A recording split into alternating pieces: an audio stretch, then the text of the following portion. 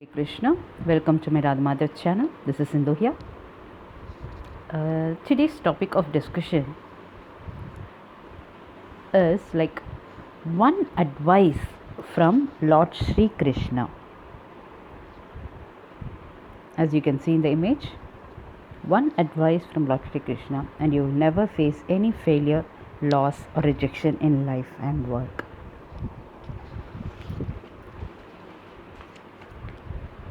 So let's see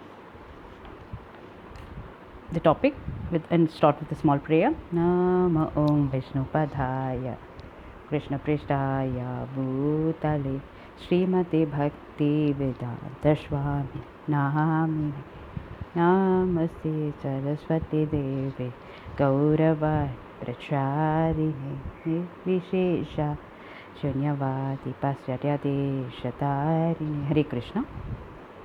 My dear friends and devotees, life is a journey full of joy, surprises, at the same time hardships, which teaches us valuable lessons along the way, right? And motivating us to fulfill our purpose of life and accomplish our dreams. Life is a way more complex than we ever imagine.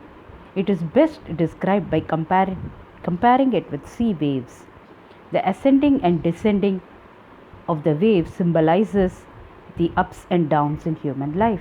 Happiness and sadness are two facets of the same coin.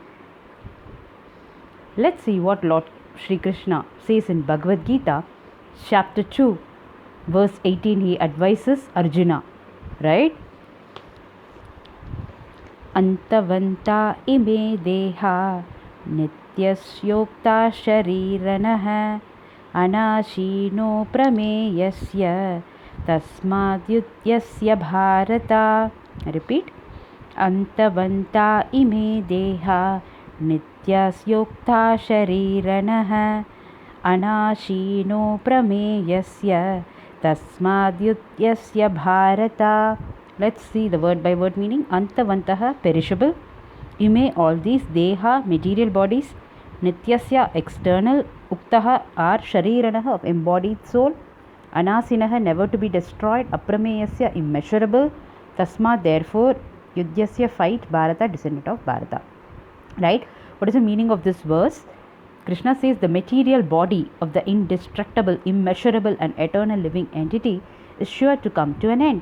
Therefore, fight, O descendant of Bharata. Right? He advises Arjuna. The material body is perishable by nature. It may perish immediately or even after 100 years. It is just a question of time. Right? But the spirit soul inside our body, that is so minute that it cannot even be seen by an enemy, or to say nothing of being killed. Right? No one can have any idea of how is it measured or its dimension. Right? It's such a minute thing. Right? In the Vedanta Sutra, the living entity is qualified as light because he is the part and parcel of the supreme light. Right? So as sunlight maintains the entire universe, the light of the soul maintains this material body.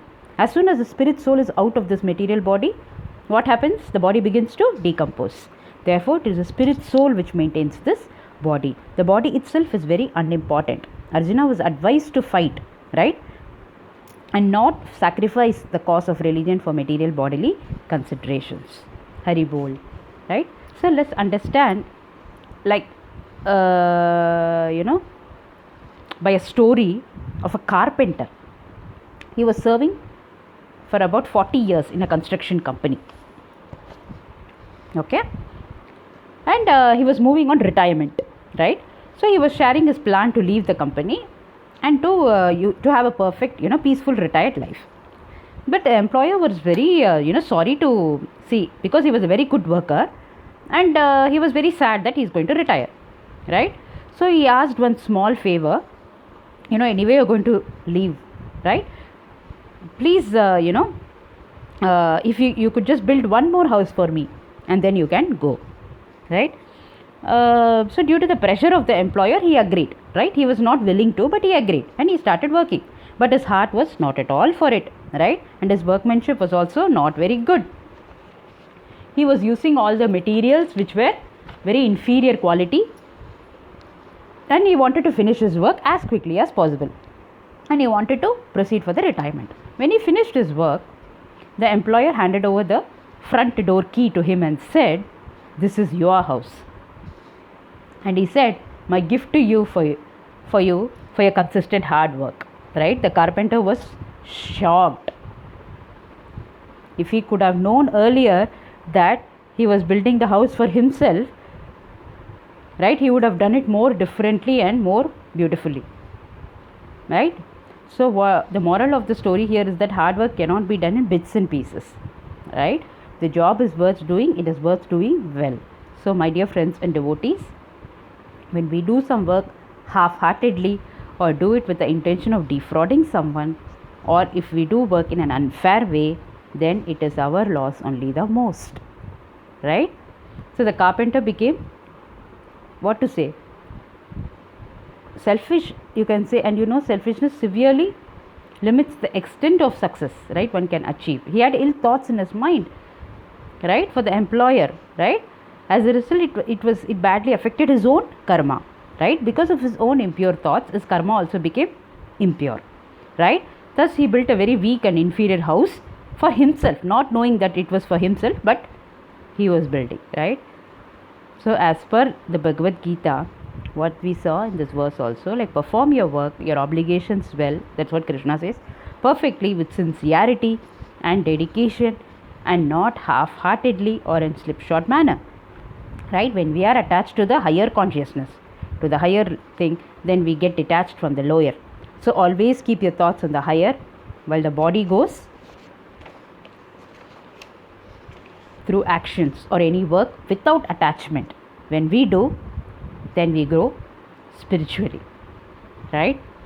Then automatically what happens? Our desire reduces, our mind becomes blissful, and we achieve success in life. So in that story, that carpenter, what was his mistake? He was too attached to the lower state of mind, right. So as a result, he was gifted the same lower state of the house, right. So as you sow, you shall reap, right. My dear friends and devotees, what we understand from this story, this is the law of karma, right. So when we become free from desires, we achieve success. Success will automatically come to us. You will enjoy life irrespective of the outcome of your actions, and you will evolve spiritually. That's all, my dear friends. Hope this video has motivated you. I request you to share it with all your loved ones and be blessed. Thank you. Hare Krishna. See you all with another beautiful motivational video. Until then, Vancha kalpatarubhyascha kripa sindhubhayeva cha patitanam pavanebhyo vaishnavebhyo namo namaha. Srila Prabhupada ki jai.